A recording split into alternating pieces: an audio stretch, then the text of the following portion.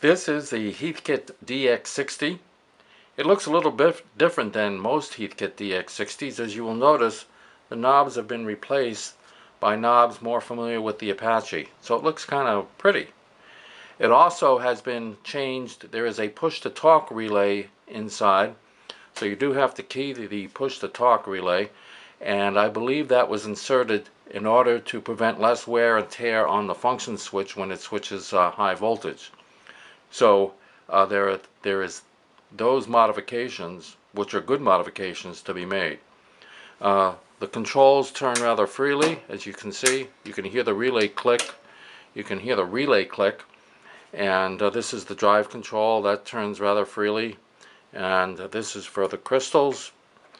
And there we go. That turns rather freely.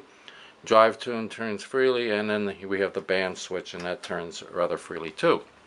So, just to show you that nothing is stuck, I'm going to demonstrate it first on AM.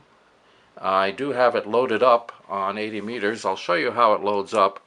Normally we put it in the grid position, and we actually have I adjusted it way too high there. So let's get the drive tuned, the level down, and we'll tune that up. There we go. So that's 2 mils of grid current. And I'm going to put this loading down to 0. We throw this over into standby, and now we're going to go into the CW position, and we minimize the current. We load it up. We're on 80 meters here, 3744, and we're going to minimize that again and load it up and minimize it again. And we like to get about 150 mils. I'm going to leave it a little lower because I like to be conservative. And there we are. So we are tuned up on 80 meters.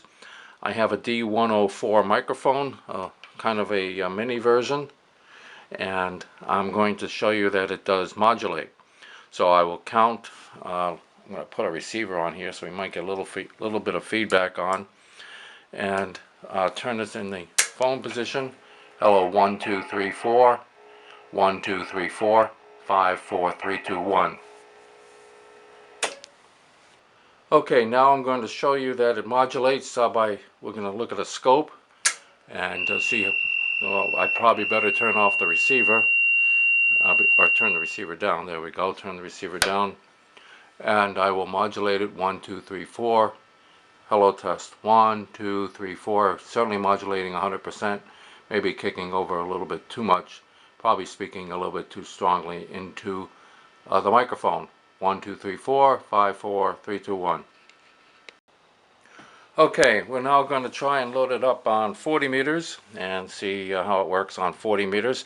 The crystal I have is at a little below 40 meters, so we'll be a little bit below the 40 meter band when I use it. So let's try. You can see that this is pointed to 40 meters. We'll put it in the tune position, and here's the crystal. There's the crystal frequency. You can see it. So it's a little below 40 meters. But we're using an unintelligent load. We actually call it a contester load. It can be either called a contester load, or another name for it would be a net control load. So those are the two names that we can use for it. And we're going to set the drive tune. There we go. We want to have about 2 mils of grid current. I'm going to turn this down to 0. And now we're going to put it in the plate position, and hopefully it will load up. Okay, we need to dip the final. There we are. We raise it up, and we dip the final, and we raise it up a little more. And I don't want to blow this thing up, but there we are. There we are. We're pretty much loaded up on 40 meters. Next, we're going to try 20 meters. And again, we're going to come up a little bit below the band. So let me zero things out here. Put this over to 20 meters, and put this over into tune position. And we don't have a lot of grid current, but we're gonna set the tune up here and see if we can get more. We got plenty there, and we're gonna set that up for about 2 mils. You don't get a pretty good match with a light bulb, so sometimes it's hard to get the full power out because the light bulb is not 50 ohms. which is what it likes. So let's put it into the plate position, and let's dip the final. There we are. And let's bring this up a little, and we're going to bring that up a little more, and that's about as much power as I really want to put into it right now. That's 20 meters. You can see there's the crystal frequency that it came out on. Next we're going to try 15 meters. So let's zero things out again, and I don't want to touch that, and put this over in the grid position. Okay, we have 2 mils of grid current, but let's make sure it's tuned up. Yeah, that's actually, it came out perfectly there. And that's on 15 meters. You can see the frequencies. The crystal multiplies out a little low. We'll put this over in the plate position. That's zeroed down. Put this over in the CW position. And we minimize the plate. Let's bring this up. And we bring this up again. And there we go, we have full output. Okay, let's try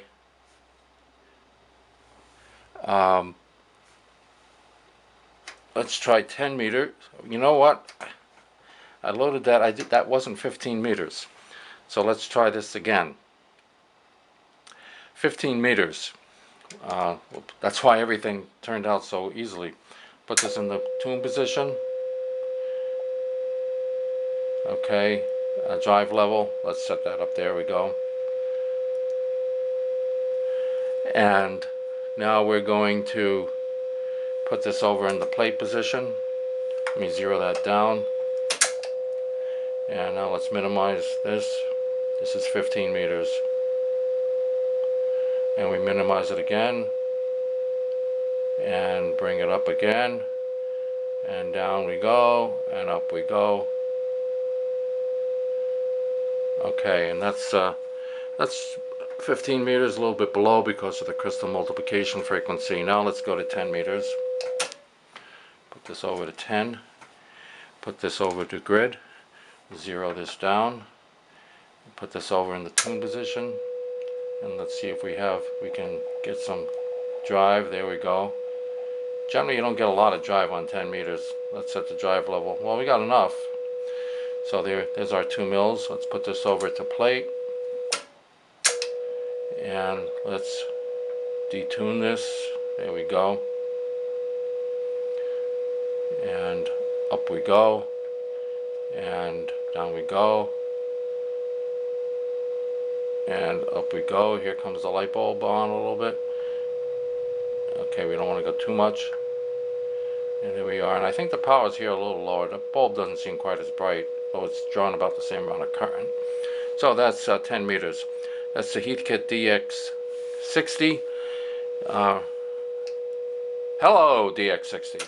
And remember that there's a push-to-talk relay in there to kind of save the function switch in there, and this unit looks very, very clean, at least on the certainly on the outside, and that's the Heathkit DX-60.